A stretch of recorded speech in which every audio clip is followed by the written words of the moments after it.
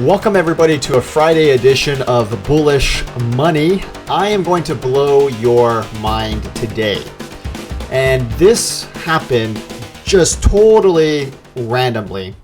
I was proposing some ideas on topics I wanted to bring up for my Investor Place media consulting job.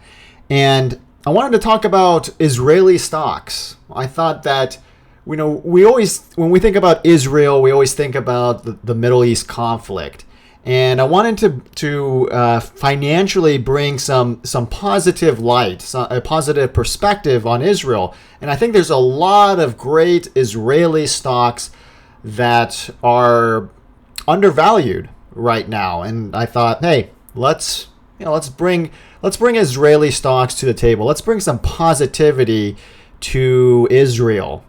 And so I was doing some research into Israeli stocks that I felt were going to make a move higher in 2016 and beyond. And I started to look at some of the biggest Israeli companies by market capitalization. And I'm going through this list, and one company after another company after another company, I looked at the strength of their balance sheet. And Israeli companies, by and large, have zero debt. I thought, whoa, this is pretty crazy. Now, of course, there are a few Israeli companies that have debt, but by and large, Israeli companies do not carry debt, any kind of debt, on their balance sheet. Out of the top 10 Israeli companies by market capitalization, only 4 carry debt. And the other remarkable thing is that even with those companies, those 4 companies that carry debt on their books, the profit margins are incredible. Both the operating and net margins are through the roof, typically for so many Israeli companies. They're very, very profitable. And by and large, they have little to no debt. A lot of them just again, simply have zero debt. I thought, whoa, that is remarkable, because in this day and age, every company is carrying debt. I don't care who you are. You could be Google. You may not carry that much debt relative to how much cash you have on hand, but Google is still carrying debt. In this day and age, it's very rare to see an entire nation of companies not carry any debt on their balance sheet. But it's interesting because thousands and thousands and thousands and thousands of years ago, according to the book of Deuteronomy, there was a promise made to the Israelite people. It says that the promise is that you will be the head and not the tail. You will lend to many nations, but you will not borrow from the nations. And that was a promise that was given to the Israelite people as part of a covenant. The other side of the covenant, of course, is obedience to God's commandments. If the Israelite people did not obey God's commandments, those blessings would then be flipped around and become curses. But it's interesting that this is a promise. This is a covenant promise made thousands and thousands of years ago. And we are so jaded in today's society. We think that these religious doctrines have no bearing in modernity. And it's very easy to get complacent and to think that these promises of God made thousands of years ago, they don't really matter. But in fact, it's so interesting that in Wall Street it does matter.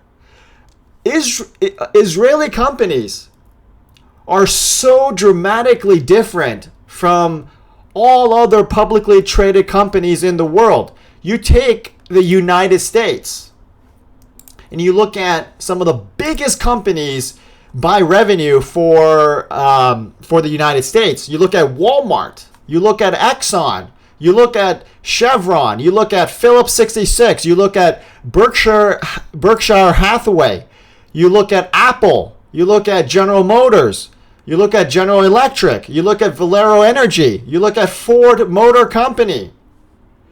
These are iconic companies, some of the biggest companies in the United States. Every single one of them has debt on their balance sheet. Every single company that I just mentioned has debt on their balance sheet. They are the borrowers. They are not the lenders. And it's not even close, because the debt that these companies carry, a lot of them are pretty significant as a ratio to their cash on hand. Meaning that a lot of the growth that these companies, these American companies, have gained, have accrued, is based on a forward assumption that they've made an investment, and that investment has indebted them. Now, so far it's working, but remember, when you're in debt, that's a liability. And you may experience some phenomenal times, a period of great feast in a time when the markets are moving higher. But when the markets suddenly collapse, and it's scary because these markets could collapse for any number of reasons. Someone, makes a mistake on their algorithm, and boom, you can just collapse the financial markets. When the financial markets are in a bearish cycle, that debt becomes a lot more expensive. To handle, because of obviously there's monthly, quarterly financing charges with the debt. So you got to do something with the debt. The debt is not free. It's very interesting, again, that you can't find among the biggest companies in the United States. And again, United States, yeah, we're the biggest, and we're the baddest, and we're the best. Oh, well, you're indebted. You are the whore, the great whore of Babylon. Really, you are indebted to all nations, actually, America and American companies. But Israel, being this, this small nation in the Middle East, they're the only they're the only nation that I could think of who have a plethora of companies who carry no debt on their balance sheets. This is a promise made by God, by Yahweh, thousands and thousands and thousands of years ago, that still speaks today on Wall Street, in a time of modernity, in a time where people are just lovers of themselves, are always worried about taking selfies. In this crass modern age where we only care about technology and we only care about the internet and we think the internet is God, in this age, the promises of thousands of years ago still are extremely relevant, and they will dictate the future. Because when things go bad, because the financial markets could collapse at any time, when things go bad, it is better to have money owed to you than to owe your creditors. It's just a very simple economic and life logic. It is so remarkable that Wall Street, when you look at the corruption, this albatross, this machine that Wall Street has become, even in here in this most corrupt institution, it points to God. It points to the fact that God's promises in the book of Deuteronomy are still very much relevant and still carry resonance, and it still carries tremendous power and tremendous leverage. We may not see it. That's the problem. We don't see it. We don't appreciate it because we're, quote unquote, in a bull market, that USA is the best. We don't see it because of this timing.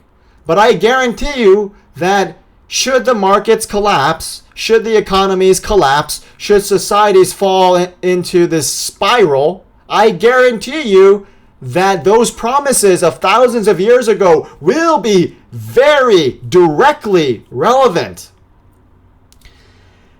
I'm going to get off my soapbox here, but I wanted to share that with you. I thought that this was so remarkable, and it just hit me. It hit me like a freight train that God is real, folks. God is real.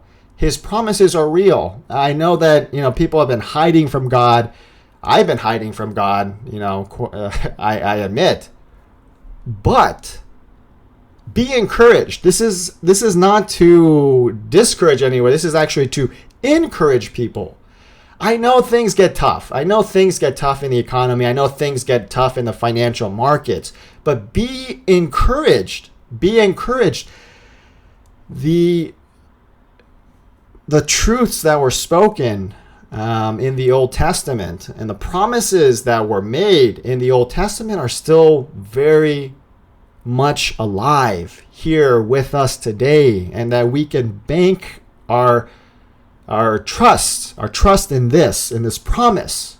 Because look, if God is going to keep a promise to Wall Street, okay, how much more is he going to keep a promise to you that trust in him, that believe in him, that believe in his promises?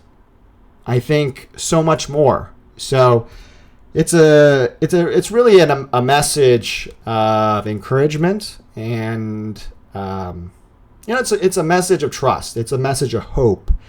You can believe in this time of craziness. This is an absolutely crazy time that we have here right now in 2016. It's a crazy time. It's a scary time. But fear not, God is with you.